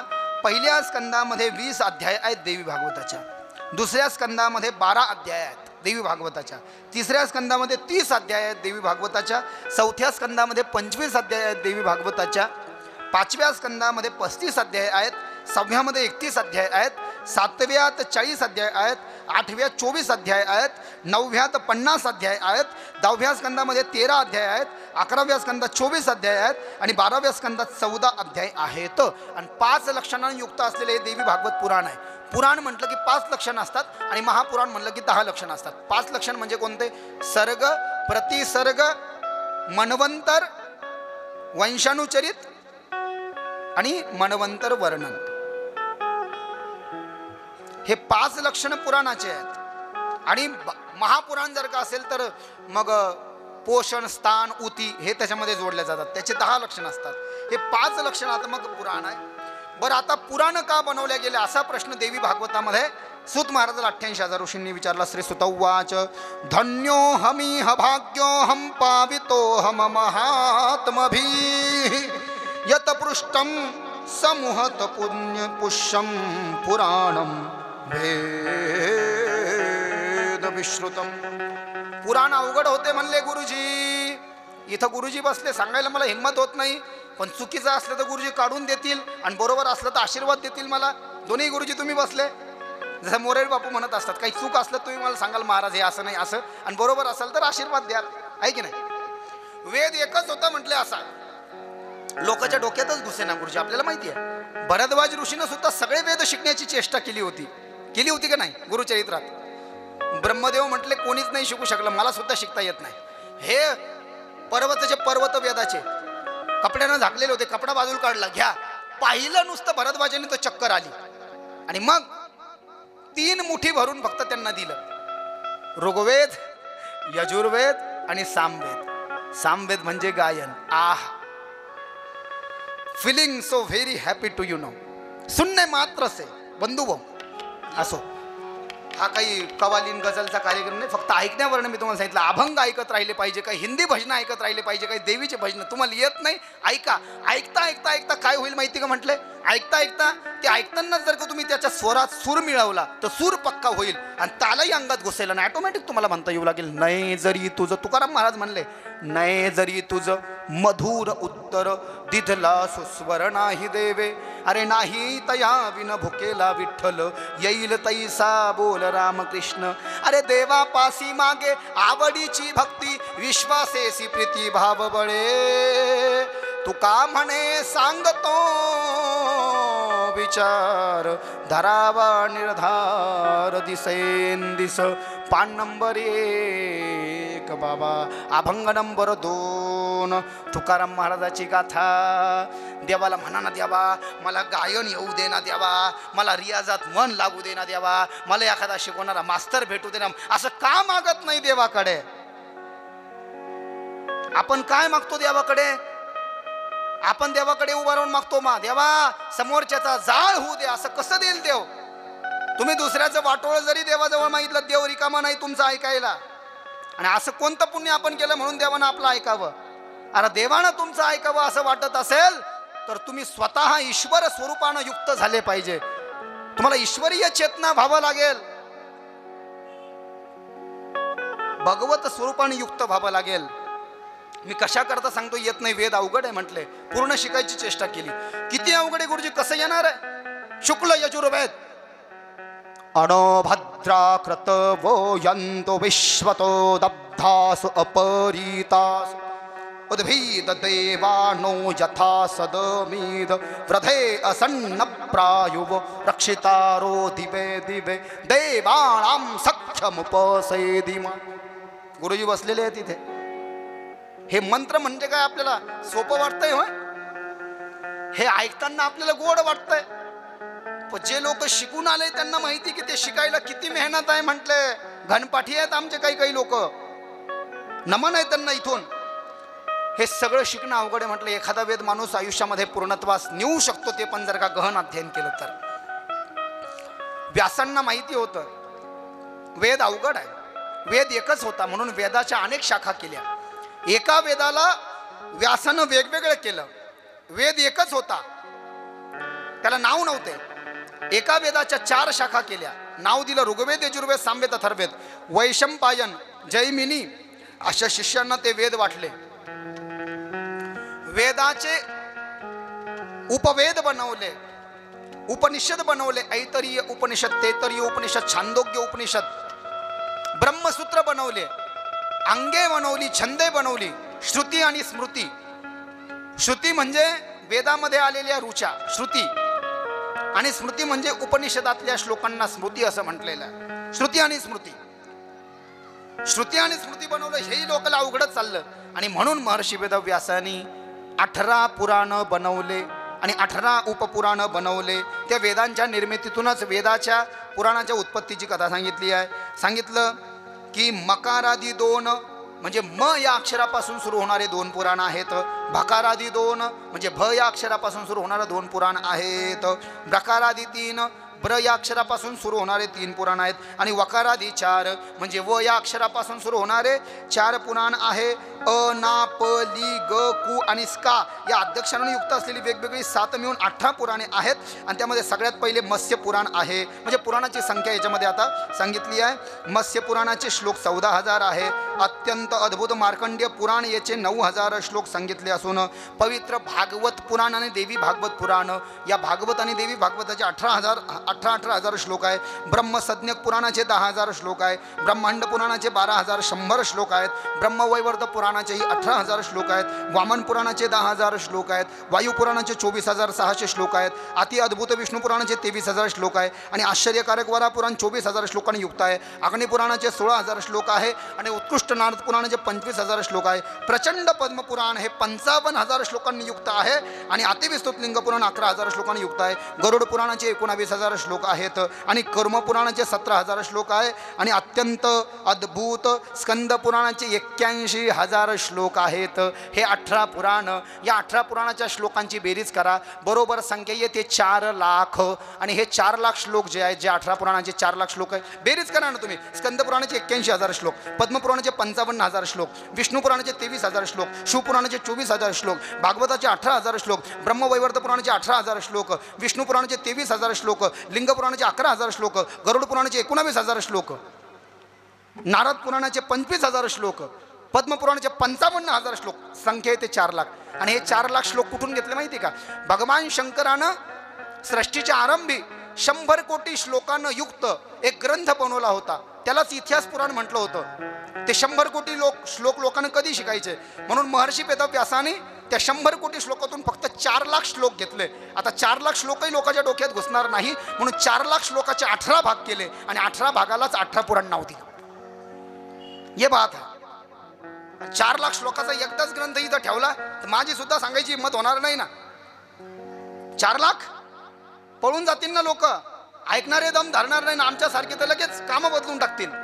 हे व्यासांना माहिती होतं. 100 कोटी नाही, 4 लाखही नाही, म्हणून वेगवेगळ्या वर्षी वेगवेगळी कथा. हे ठीक आहे बरं का, वेगवेगळ्या वर्षी वेगवेगळी कथा. पण एकदाच जर का सगळं म्हणले तर लोक नाही दम धरणार म्हटले. हे सगळं त्यांना माहिती होतं. त्यांना आपली एवढी काळजी की आपल्या सगळं त्यांनी करून ठेवलं. हे 18 पुराणं सांगितली आहे. आणि 18 उपपुराणही पुढे सांगितले. आता उपपुराण ऐका बरं का. हे जे 18 आपण ऐकले श्लोक संख्येस आहेत, हे 18 पुराण आहे. आणि याचे उपपुराण आहेत. आता जसं लक्षात येत आहे का, जसं मुख्यमंत्री आणि उपमुख्यमंत्री, तसं पुराण उपपुराण, वेद उपवेद लक्षात येण्याकरता सांगितलं. लक्षात आलं का? जसं पुराण उपपुराण, वेदाचे उपवेद आहेत, शास्त्र आहेत 6 तर दर्शन आहेत 6. 4 वेद आहेत तर उपवेद आहेत 4. 6 शास्त्र आहेत, सांख्यशास्त्र, न्यायशास्त्र, वेदांत शास्त्र, पातंजल शास्त्र, मीमांसा शास्त्र आणि योगशास्त्र. हे 6 शास्त्र आहेत तर 6 दर्शन आहेत. 4 वेद आहेत तर 4 उपवेद आहेत. गंधर्व वेद, आयुर्वेद, धनुर्वेद असे उपवेद आहेत 4. एका वेदाचा उपवेद. तसे 18 पुराणाचे एक उपपुराण आहेत. आता 18 पुराण ऐकले तर 18 उपपुराण आहेत. नरसिंह पुराण 1, शिवपुराण 2, अनुपम दुर्वास पुराण 3, कपिल पुराण 4, मानव पुराण 5, औशासन पुराण 6, वारुण पुराण 7, कालिका पुराण 8, सांब पुराण 9, नंदीग्रत शुभ पुराण 10, सौर पुराण 11, पराशर पुराण 12, अतिविस्तृत आदित्य पुराण 13, माहेश्वर पुराण 14, देवी भागवत पुराण 15, वसिष्ठ पुराण 16 अशी ही उपपुराणे आहेत. पुराणाचे उपपुराण पुढे सांगितले आहेत. त्यानंतर व्यास पुत्राच्या प्राप्तीकरता तपश्चर्येला जातात. महर्षी वेदव्यासाने एक दिवस पाहिलं. व्यासस्य भार्यायाम कस्यां जातं सुतशुकः कथं वा कीदृशो येन पठिते यसु संहिताः. सूत महाराजाला 88,000 ऋषीनं विचारलं की शुकाचार्य जर का व्यासाचे पुत्र झाले असतील तर आम्ही असं ऐकलं की व्यासाला तर बायको नव्हती. व्यासाला बायको नसताना शुकाचार्याचा जन्म कसा झाला तर सांगितलं सरस्वती नावाची नदी आहे आणि सरस्वती नावाच्या नदीच्या तटावर व्यासाचा आश्रम होता शम्याप्रास. त्या शम्याप्रास आश्रमाच्या बाहेर एक दिवस व्यासजी निघाले आणि बाहेर आश्रमाच्या अंगणात एक झाड होतं.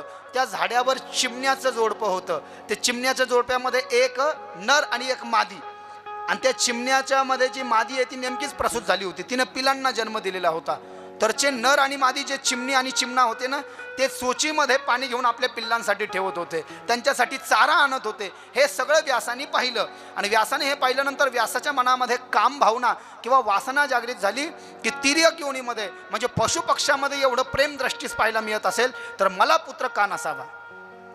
आणि म्हणून मग महर्षी वेदव्यास मी कोणत्या देवाची तपश्चर्या करावी जो मला लवकर पुत्र देईल. देवर्षी नारद त्या ठिकाणी आले आणि देवर्षी नारदांना सांगितलं, पुत्राची जर का प्राप्ती करायची असेल तर शक्ती आणि शिव. शिव म्हणजे शंकर आणि शक्ती म्हणजे अंबिका. शिव म्हणजे परमात्मा आणि परांबा म्हणजे देवी. देवीची आणि शंकराची तपश्चर्या करा. आणि महर्षी वेदव्यास देवीच्या आणि शंकराच्या तपश्चर्या करता जातात. देवीचं भजन आहे, आम्ही चुकलो आम्ही चुकलो आम्ही चुकलो जरी तरी काही जरी तरी काही. तू चुकू नको अंबाबाई, अगं तू चुकू नको अंबाबाई. आम्ही चुकलो जरी तरी काही जरी तरी काही जरी तरी काही. तू चुकू नको अंबाबाई, तू चुकू नको अंबाबाई, तू चुकू नको अंबाबाई. तुझे नाव आनंदी साजे आनंदी साजे, तुझे सगुण रूप विराजे. तुझा महिमा त्रिभुवनी गाणे त्रिभुवनी गाणे. तुला वहती सण मुनी साजे, गुण गाती वेदशास्त्रे. तू चुकू नको अंबाबाई, अगं तू चुकू नको अंबाबाई, परी तू चुकू नको अंबाबाई. आम्ही चुकलो जरी तरी काही जरी तरी काही. तू चुकू नको अंबाबाई, तू चुकू नको अंबाबाई, तू चुकू नको अंबाबाई.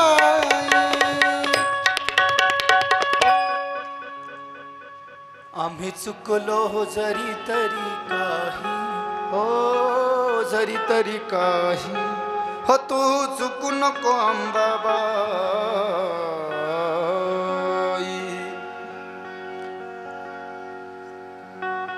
कुपुत्रो जायती माता कुमाता न भवती.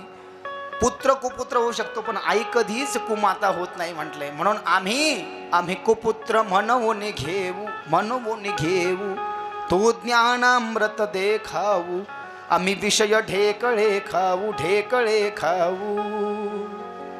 अगं तू चुकू नको अंबाबाई, परी तू चुकू नको अंबाबाई.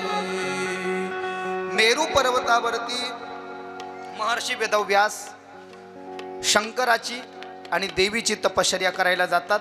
शंकराची आणि देवीची तपश्चर्या ते करायला रत आहेत. त्याच्याच अगोदर इकडे भगवान विष्णूचा हयग्रीव अवतार सांगितला.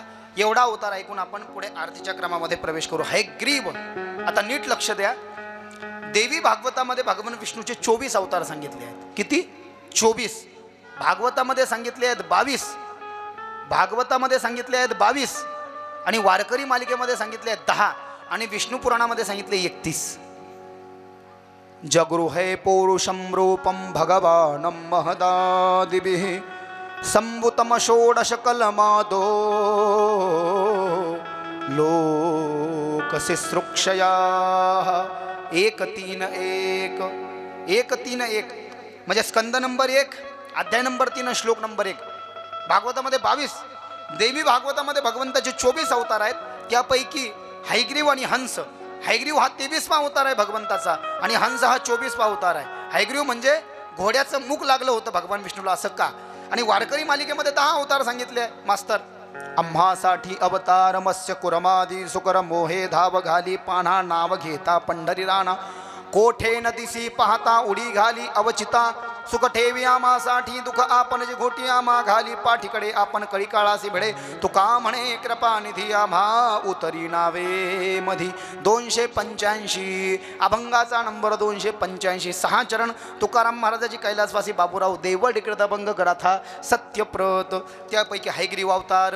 असं कसं झालं म्हणले आणि विष्णूला घोड्याचं मुख कसं लागलं म्हटले. अरे विष्णू तो ब्रह्म है, वो तो जनार्दन है, उसके बिना तो संसार चलता नहीं, वृक्ष का पत्ता भी नहीं हिलता, तो कैसे उसको घोड़े का सर बिठा दिया गया. ये सवाल पूछा 88,000 शौनकादिक ऋषियों ने सूत जी से. ऋषय उवाच यन मूर्ध्वा माधवस्यापि गतो देहात पुनः परम हयग्रीवस्तथो जातः सर्व करता जनार्दन भगवान विष्णूंना हयग्रीवाचं मुख खा लागलं म्हटले तर त्याचं कारण सांगितलं. लक्ष देऊन ऐका. भगवान विष्णूंनी राक्षसांसोबत 10,000 वर्ष युद्ध केलं. किती? 10,000 वर्ष सतत युद्ध चालू असल्यामुळे भगवान विष्णू थकले आणि थकल्यामुळे त्यांना वाटलं आता जर का वैकुंठात जाऊन झोपलो तर लक्ष्मी येईल, ब्रह्मदेव येईल, उठाना चालाना मला वाचवाना. त्याच्यामुळे अशा एखाद्या निर्मनुष्य जागेवर गेलं पाहिजे की जिथे माझा थकवा दूर जाण्याकरता मला अनेको वर्ष झोप घ्यायची, कोणी माझी झोप मोडता कामा नाही. म्हणून भगवान विष्णू 10,000 वर्ष युद्ध केल्यानंतर आपला थकवा घालण्याकरता एका निर्मनुष्य अशा जागेवर जाऊन झोपले. जमिनीवरच झोपले. आता कसे झोपले? पूर्ण अंग टाकून नाही झोपले, बसले खाली जमिनीवर. आणि धनुष्यबाण जो होता तर धनुष्य जो होता त्या धनुष्याचं खालचं टोक जमिनीवर ठेवलं आणि वरच्या टोकावर जे आहे धनुष्याचं खालचं टोक जमिनीवर आणि वरच्या टोक्यावर असा हात आणि खांदा देऊन झोपले. अशा पद्धतीने भगवान विष्णू. कोणीच येऊन त्यांची झोप मोडे ना. अनेक वर्ष झाले भगवान विष्णू तिथे झोपले. आता इकडे सगळ्या देवांनी यज्ञ करायचं ठरवलं. सूतजी सांगतायत 88,000 ऋषींना नमीशरण्य तीर्थामध्ये देवी भागवतात. आता यज्ञ करायचं म्हटल्यावर यज्ञाचा देव कोण आहे? भृगु ऋषीनं निवडलेलं आहे. बरं ते काय तुम्ही आम्ही निवडलेलं आहे का? शंकरही यज्ञाचा देव नाही म्हणले. शंकराला श्रीलंपड म्हणून श्राप दिला आणि आजपासून तुमच्या मूर्तीची कोणी पूजा करणार नाही, लिंगाचीच पूजा करतील म्हटले. भृगु ऋषीनं श्राप दिला. ब्रह्मदेवाला म्हणले तुम्ही श्रीलंपड आहे, तुमचं मंदिर कुठेच नसणार आहे, फक्त पुष्कराजला मंदिर आहे. ब्रह्मदेव कोणाचं कुलदैवत नाही. यज्ञाचा देवता हा विष्णूचा आहे. विष्णूच्या छातीत लात मारली तरी विष्णू पाय चेपतात. विष्णूसारखा देव नाही म्हटले बाबा. आणि म्हणून विष्णूची यज्ञाचा देवता आहे. म्हणजे कोणताही यज्ञ करायचा असेल तर फळ घेण्याकरता नारायण पाहिजे. म्हणून वैकुंठात शंकर ब्रह्मदेव सगळे गेले नारायणाला पाहण्याकरता. नारायण दिसले नाहीत. आता नारायण नाही तर यज्ञ कसं करायचा? यज्ञाचं कर्तव्य आहे आपल्याला नारायणाला शोधलंच पाहिजे. ब्रह्मदेवानं डोळे बंद करून ज्ञानदृष्टीनं जाणलं, कळालं भगवान विष्णू एका निर्मनुष्य अरण्यावरती अनेक वर्षापासून विश्रांती घेत आहेत. सगळे देवता तिथे आले बरं का. आणि सगळ्या देवतांनी पाहिलं भगवान विष्णू धनुष्याच्या वरच्या अग्रावर अशी मान आणि हात ठेवून झोपलेले आहेत. आता शास्त्रामध्ये सांगितलं आईला मुलापासून वेगळं करणं हा ब्रह्महत्येचा दोष आहे. नवरा बायकोमध्ये भांडण लावून देणं हा ब्रह्महत्येचा दोष आहे. ब्राह्मणाची वेदाची शास्त्राची निंदा करणे हा ब्रह्महत्येचा दोष आहे. संतांची निंदा करणं हा ब्रह्महत्येचा दोष आहे. नास्तिक असणे हा ब्रह्महत्येचा दोष आहे. बायकोला वारंवार उलटं सुलटं बोलत राहणे ब्रह्महत्येचा दोष आहे. आणि बायकोने नवऱ्याला काही बोलणं हाही ब्रह्महत्येचा दोष आहे. हे असे दोष आहेत. असे 5 आहेत म्हटले. म्हणून नाही सांगत आहे मी, 5 आहेत. लक्ष देऊन ऐका. गोहत्या 1, ब्रह्महत्या 2, बालहत्या 3, स्त्रीहत्या 4, मातृपितृ गुरुहत्या इसे पंचके पातके अस्ति ऐसे जाण पा खगेंद्र भगवंत सांगत असे गरुडा. गरुड पुराणामध्ये भगवान विष्णू गरुडाला सांगतायत.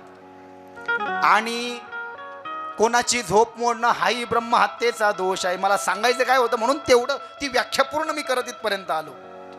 विनाकारण कोणाची झोप मोडणं हा ब्रह्महत्येचा दोष सांगितला. इमर्जन्सी आहे बा, कोणाचं दुखतंय, इमर्जन्सी दवाखान्यात जायचं, झोपलेल्या माणसाशिवाय कोणाला गाडी चालवता येत नाही तर हरकत नाही, प्रसंग आहे.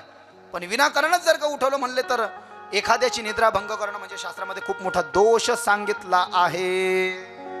आणि मग भगवान ब्रह्मदेव म्हणाले आता झोप मोडा. अरे झोप मोडली तर आपल्याला दोष लागेल. तर भगवान ब्रह्मदेवनी काय केलं? वाळवीला तयार केलं. वाळवी म्हणजे एक आळी तयार केली. आळी तिच्यासोबत काही आळ्या दिल्या. सांगितलं तू एक काम कर, जा भगवान विष्णूच्या धनुष्याची जी प्रत्यंचा आहे ती प्रत्यंचा कुडतडून तोडून टाक. प्रत्यंचा म्हणजे धनुष्याला लावलेली दोरी तुटली की ते आग्र जे आहे ना ऑटोमॅटिक मोकळं होईल आणि आग्र खाली येईल तर विष्णू जागे होतील. वाळवीची पण हिंमत होईना. वाळवी म्हणली बाबा झोप मोडणे ब्रह्महत्येचा दोष आहे, त्यातली त्या जनार्दनाची त्यांची झोप मी मोडणार नाही. तुला काय करायचं, आम्ही तुझ्यासोबत आहे, तुला पाप लागणार नाही. वाळवी किड्याचा आळीचा प्रकार आहे. वाळवी नावाच्या आळ्या तयार केल्या. त्या काही आळ्या तिथे गेल्या. भगवान विष्णूच्या धनुष्याच्या वरच्या टोकावर हात आणि मान टेकून झोपलेले आहेत. त्या धनुष्याच्या दोरीला कुरतडायला सुरुवात केली वाळवीनं. आणि कुरतडून सगळी दोरी वाळवीनं जेव्हा साफ केली तेव्हा एकाएकी काय झालं, खालचं आग्रण वरचं आग्र मोकळं झालं.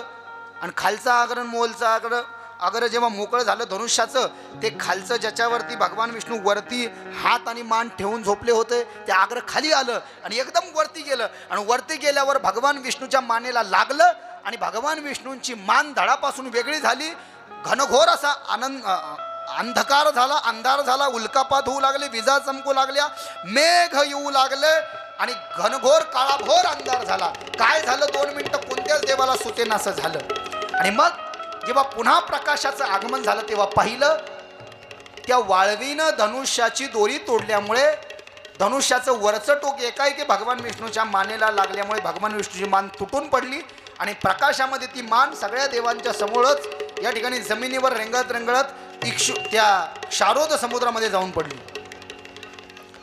आता भगवान विष्णू ब्रह्म आहे, त्यांची मान तुटणं शक्य नाही, पण सर्व करता जनार्दनाची जर का मान धडापासून वेगळी होऊ शकते, त्यांचा शिरच्छेद होऊ शकतो, तर मग आम्हाला तिघांनाही नियंत्रण करणारी कोणती तरी पराशक्ती आहे असं ब्रह्मदेवानं शंकराने विचार केला. असं का झालं म्हटलंय तर सगळेजण पुन्हा देवीकडे आले.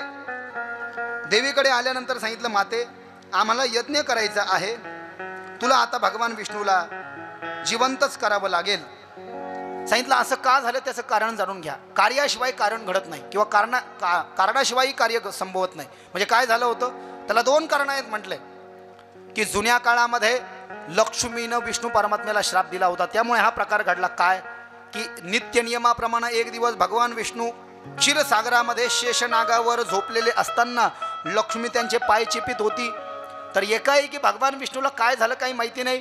भगवान विष्णू काही न बोलता सहजच लक्ष्मीकडे पाहून हसले. सहज. आता सहज कोणी हसतं का बरं? काहीतरी गंमत थट्टा झालेली पाहिजे. लक्ष्मीने काहीच गंमत नाही केली, काही थट्टा नाही केली. भगवान विष्णूनं सहजच लक्ष्मीकडे पाहिलं आणि सहजच भगवान विष्णू हसले. आता लक्ष्मीला वाटलं माझा नवरा मी गंमत न करता हसतोय, म्हणजे याचाच अर्थ त्या लक्ष्मीच्या शरीरामध्ये तामसी शक्तीनं तामसी शक्तीनं प्रवेश केला. सुजी सांगतात 88 ऋषीला. तामसी शक्तीनं तिच्या मस्तिष्कामध्ये शरीरामध्ये प्रवेश केल्यामुळे तिला वाटलं की मी गंमत न करता माझा नवरा हसतोय, म्हणजे याचाच अर्थ माझ्या नवऱ्याला मी नकोशी झाले आहे का माझ्या नवऱ्याने माझ्यासाठी सबत आणली आहे. म्हणले विधवा पण पुरलं पण सबत पण नको, असा बायांचा आग्रह असतो, शास्त्रात सांगितलंय. याचा अर्थ यांनी माझी सबत आणली असं दिसतंय. आणि म्हणून एकाएकी लक्ष्मी तामसी प्रवृत्ती तिच्यातली बोलली की हे विष्णू निष्कारण तू मला पाहून हसलास, म्हणून तू ज्या मुखाने हसलास ते तुझं मुख वेळ प्रसंगी क्षारोद समुद्रात बुडून जाईल. तुझं जे मस्तिष्क आहे ते धडापासून वेगळं होऊन क्षारोद समुद्रात बुडून जाईल. हे सूत महाराजांनी 88 ऋषीला सांगितलं. सगळ्या देवतांना देवीला प्रसन्न केले. देवी प्रसन्न झाली, आकाशातून म्हणाली माते असं कसं झालं. तर मातेनं सांगितलं लक्ष्मीनं विष्णूला श्राप दिला होता, पण लक्ष्मीनं विष्णूला दिलेला श्राप हा तुमच्याकरता आशीर्वाद ठरणार आहे. म्हणे कसं तर सांगते म्हणे पुरातन काळामध्ये एका हैग्रीव नावाच्या राक्षसानं माझी तपश्चर्या केली. देवी सांगते देवांना. आणि हैग्रीव नावाच्या राक्षसाला ज्याचं शरीर माणसाचं होतं आणि त्याची जी मान आहे आणि तोंड हे घोड्याचं होतं, म्हणजे हैग्रीव संस्कृतमध्ये हैग्रीव अश्व घोडा. त्या हैग्रीवानं माझ्याकडून वरदान प्राप्त केलं, माते मला मरण नको. मी त्याला म्हणले मरावं तर लागेल. तर त्यांनी मला असं वरदान मागितलं, माते माझा मृत्यू व्हावा तर माझ्यासारख्या हैग्रीवाकडूनच माझा मृत्यू व्हावा, दुसऱ्या कोणाकडून मृत्यू होऊ नाही. म्हणून त्या हैग्रीवाला मी वरदान दिलंय, तो मदोन्मत्त झालाय, त्राहिमाम करून सोडलाय. तर त्यामुळे त्वष्टाब्रह्म या विष्णूच्या धडाला घोड्याचं मस्तिष्क लावील आणि भगवान विष्णू हैग्रीव नावाचा अवतार धारण करतील आणि त्या हैग्रीवाचा वध करतील. ही माझी केलेली पूर्व योजना. लक्ष्मीनं दिलेला श्राप तुमच्यासाठी आशीर्वाद ठरणार आहे. लक्ष्मीनं दिलेल्या श्रापाप्रमाणे ब्रह्मदेवानं सोडलेली ती वाळवी, तिनं धनुष्याची साफ केलेली दोरी आणि मग त्या धनुष्याचं वरचं टोक भगवान विष्णूच्या मानेला लागून मान तुटून गेली, धड राहिलं. लगेच सगळेजण त्वष्टाब्रह्माकडे गेले. देवाचे भाऊ त्वष्टाब्रह्मानं यज्ञ केलं. यज्ञाच्या बाजूलाच एक घोडा उभा होता. तलवारीनं घोड्याची मान चिरली, ती मान कापली आणि घोड्याची मान कापून भगवान विष्णूच्या धडाला बसवली, ज्यांचं शिरच्छेद झाला होता आणि जे मुंडकं क्षारो समुद्रात जाऊन पडलं होतं. भगवान विष्णू हयग्रीव झाले. बोलिये हयग्रीव नारायण भगवान की जय, जगदम्बा माता की जय. यहाँ पर विश्राम लेती है.